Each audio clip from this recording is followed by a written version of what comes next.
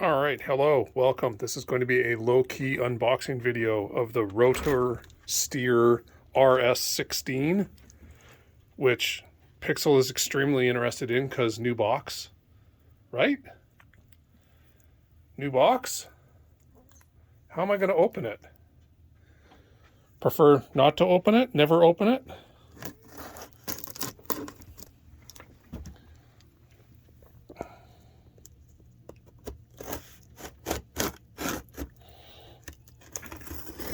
So this was a Kickstarter that happened a couple months ago. I'm just going to put that there and you'll have to deal with it. So I think they made about 40 of them or so, maybe a little few more.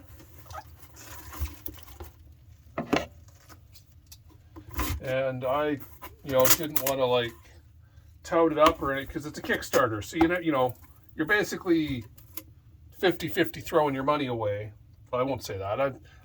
I've had some terrible Kickstarters. I've had some good ones, but so I was willing to take a gamble on it because I've always wanted a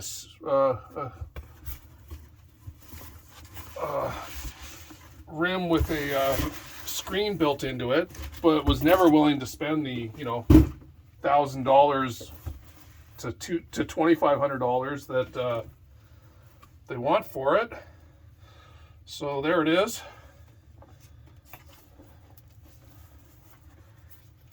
I've got to say, for being a Kickstarter type thing, this is a impressive little box, I think. It was well packaged. It came without even the tiniest bit of damage on it.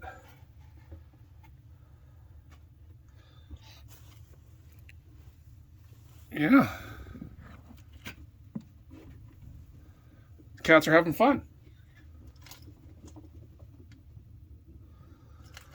So I think I was one of the first guys behind it. I knew the first couple were going to be really cheap for the early adopters, so I made sure I was one of the first. Oh, so the little buttons are like they're not stickers. They're actually like plastic, like rounded. Wow, that's okay. I like that a lot. They could just sell these. And you got all your little tools and your stickers. Oh, I approve of 2 sets in case you screw one up. So that's nice as well. So yeah, I think it's $500 or $550 is the MSRP price. I think is what they were going. I don't know what it's, that's what they said on Kickstarter. But here we go. All right, first impression. Wow. Wow. Okay.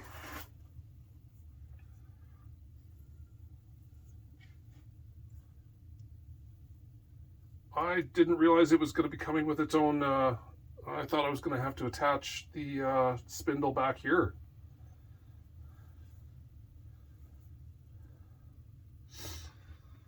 So yeah, as you can see, it's got rotors here, rotors at the top.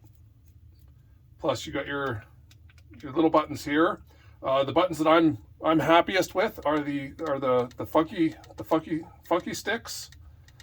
As anyone who's watched my races before, I have double funkies on both sides. I swear by them. I use them for going through the menus and making quick changes to things. So as soon as I saw they had funkies in almost basically the exact same spot, I was like sold. I think the only thing it'll take some getting used to is actually having a connection down here. So yeah, so I'll need to attach. So this one has everything you'd want. It's got oh, nice. So to be able to do the clutch pedals. Those make nice noise. This feels really solid.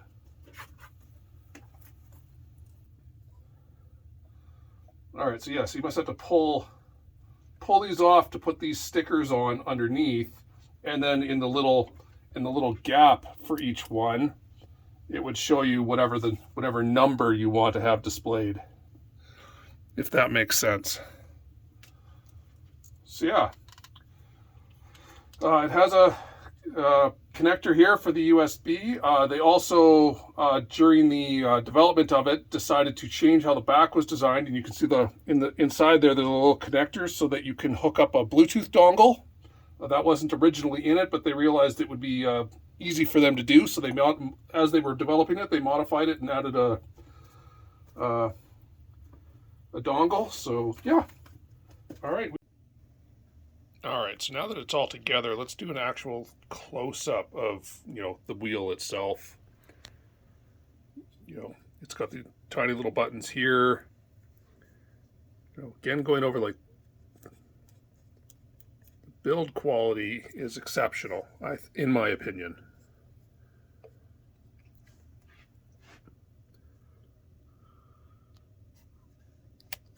So it's got the primary carbon fiber plate.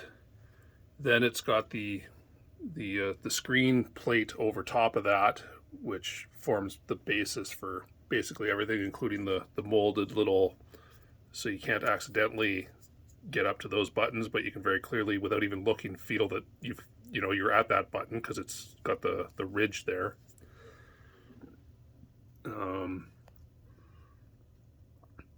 Most everything repeated on the sides is, again, these are the funky switches that rotate.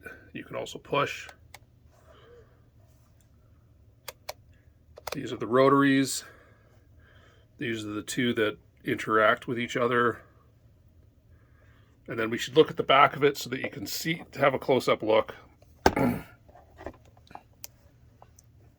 of the magnetic paddle shifters themselves. These are all adjustable. You can change the travel and how, so that, if you prefer a longer throw before it clicks, you can also, I believe it's these two knobs, you can have it come, have its resting spot be out farther. So instead of being where it is here, you can have it, them sit further away or further in. Of course, the shifter paddles themselves, the little carbon fiber paddles, just attach with you bolt them on. I need to tighten those up. They can go in or out. All six of them, depending on how you like them, based on your hands. Once you've got your hands on there, you can decide. And it's the same with the clutch shifters. All of these are adjustable as far as the throw length, all that type of stuff. And yeah, as you can see, the back of it's just one big molded piece to keep it strong. And now that I've added the quick release, you can't get at the Bluetooth attachment anymore. So if you were ever to later decide you wanted Bluetooth for it, you'd have to take this off, plug it in, then put this back on. And then you'd have wireless Bluetooth for the wheel, and the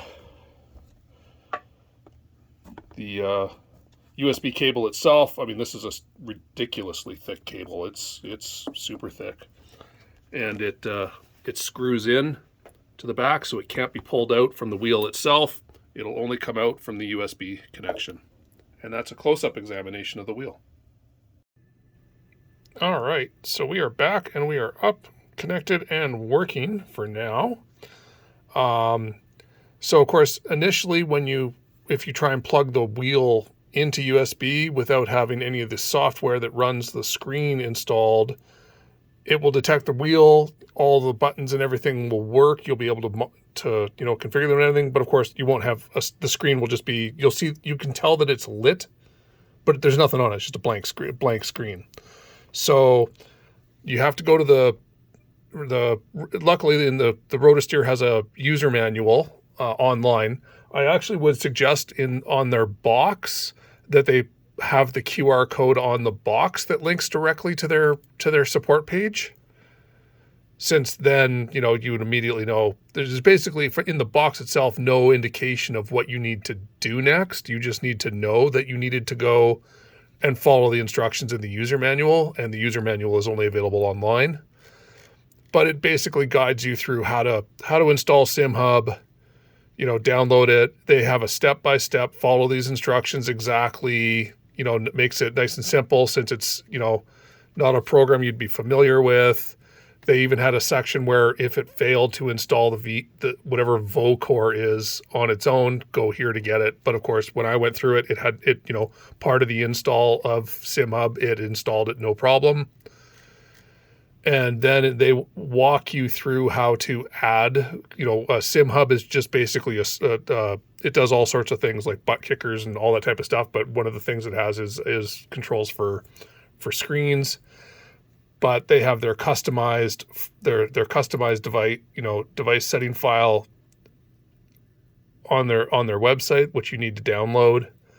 The one thing I will say is they just say download the file, unzip it, and select the downloaded device file.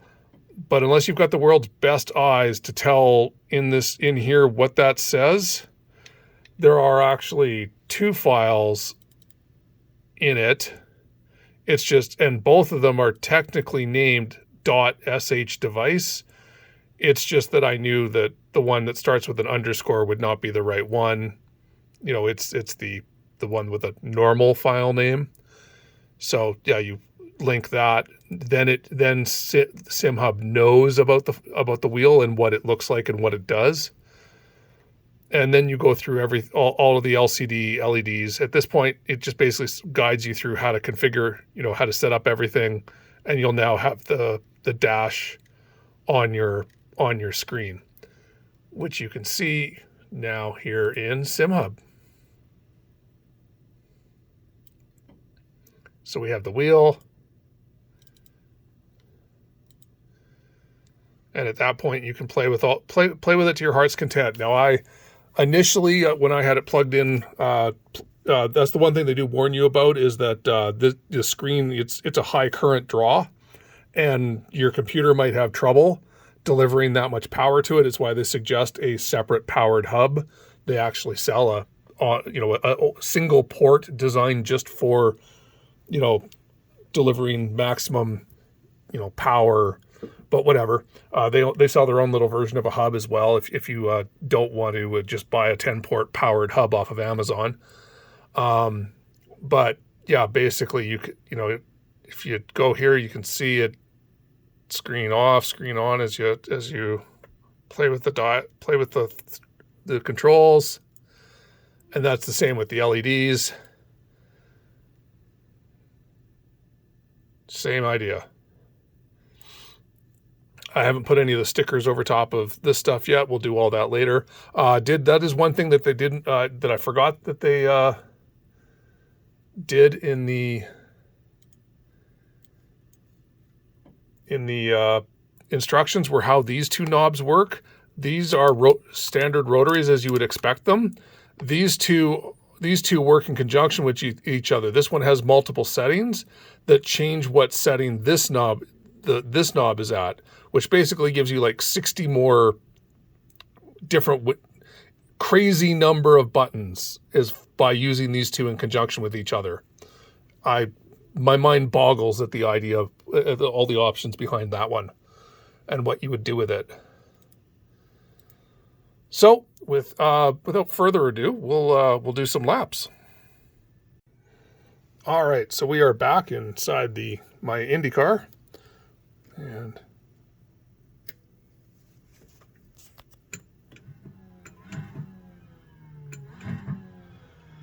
so you can see the dash. It's not the IR18 dash. So the what you see in the on the default screen is going to be different.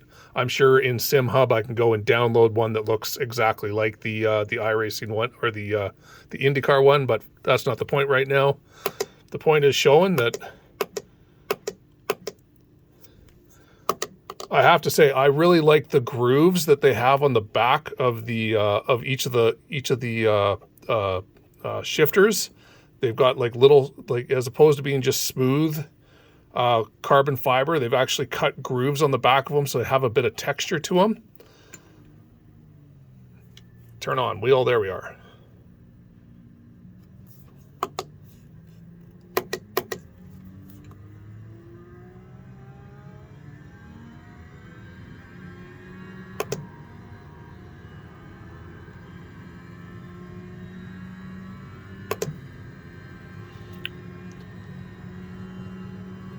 This thing's built like a tank. Quite impressed with it.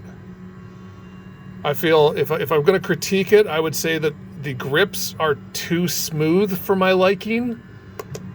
I'd like a bit of texture on them just to give you a bit more, you know, a bit of better feeling while you're on. It's not going to affect me since I drive with gloves.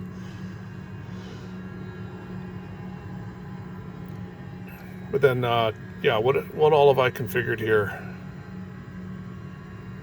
Oh, it comes out with little... Trying to change the brake bias, and I don't remember which... Actually, I now remember which one I've changed the brake bias to. Let me switch hands.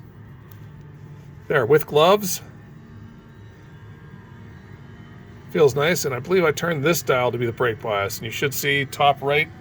Sorry, I moved the screen. The top right, the purple in the top right of the dash is changing as I change the brake bias. And I'm just using these, the rotary, one of these as to do it. But I mean, it's got rotaries up here. There are a ridiculous number of buttons on this wheel, and I can't imagine once I can't imagine ever using all of them. I don't know what you would use them all for, honestly. But yeah, I think I was a little off. It looks like the Hong Kong to US dollar translation now makes this about a $700 US dollar wheel. I still think it's a great value compared to the you know, the $2,000 wheels you see.